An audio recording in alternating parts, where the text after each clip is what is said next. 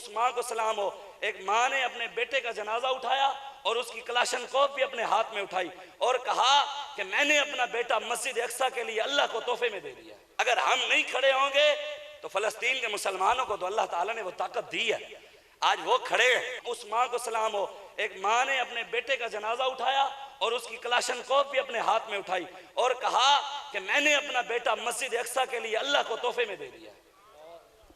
आज हम सिर्फ इस पर खड़े हैं कि दुआएं से तकदीरें नहीं बदलेंगी। दर मुसलमान शान महबूबी नमाज खालिद व फारूकी व अयूबी नमाज। अल्लामा इकबाल कहता है अल्लाह मुसलमानों की दुआएं कबूल क्यों नहीं करता, अल्लाह इनकी सुनता क्यों नहीं है। अल्लामा इकबाल कहते हैं ना इनके अंदर कोई खालिद बिन वलीद है, ना इनके अंदर कोई सलाहुद्दीन अयूबी है, ना इनके अंदर कोई फारूक आजम है। नहीं, मौलवी साहब आए थे, वो ये बात कर रहे थे। मैंने कहा सारी जिंदगी मसना मुख्तसर, सारी जिंदगी मौलवियों ने हदीसें सुनाई, आधा आधा दीन लोगों को बयान किया। हम तो कहते हैं हमारे साथ कोई बैठे, हम उसको कुरान सुनाते हैं, हमसे सुने अगर कोई